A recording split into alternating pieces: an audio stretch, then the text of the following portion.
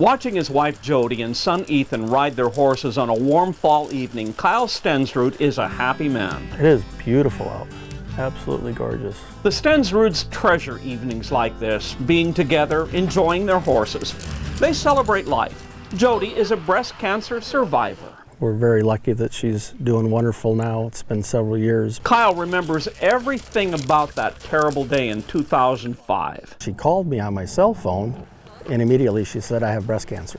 From then on, everything was about helping Jody get better. We had a couple of young kids at the time. I remember she had chemo on Thursday, she'd work on Friday, she'd sleep Saturday, Sunday, go back to work on Monday.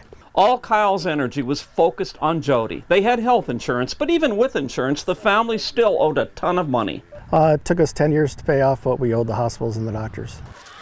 The Stensruds aren't alone. It happens all the time. These bills start piling up and you start stressing. So we wanted to find a way to help local people with breast cancer. The idea for Chicks and Chaps was born out of friendships and our Western lifestyle.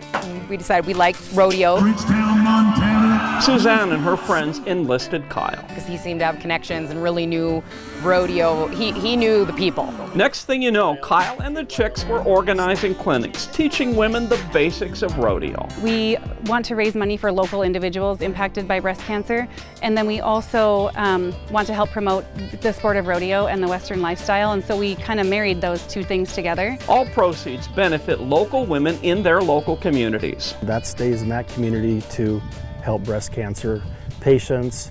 Some of them help with mammograms and early detection.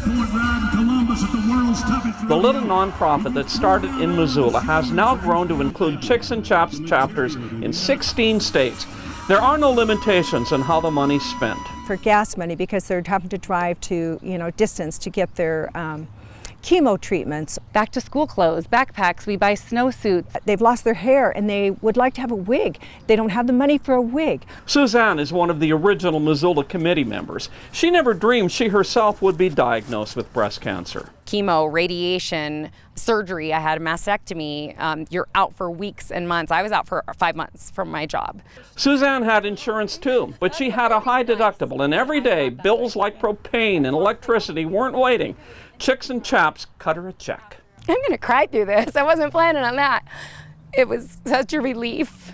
It was a relief, because it's scary. I'm a 5-year breast cancer survivor, and after going through that, I wanted to be able to give back to the community. Every year, Gene Sherman organizes a barrel racing event in the Bitterroot. All proceeds are earmarked for Chicks and Chaps, money that gives some kind of relief from the stress. There's just these, I can't work this week. I'm too sick to work.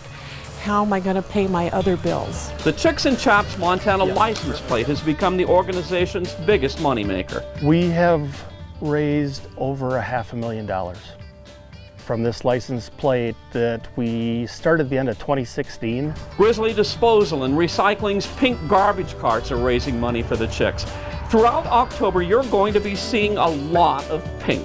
These bracelets are the Chicks and Chaps bracelets that they have. They got pink one, brown one. Pretty much ever since they've come out with them, I've always had at least one on. Ethan was just a kid when his mom was diagnosed with breast cancer. He has a message for other kids. Have hope, be happy, be helpful. Since its inception in 2008, local communities across the country have raised more than $2 million in Chicks and Chaps events for their own people. Not bad for a little group spearheaded in Missoula. Kevin Mackey, NBC Montana.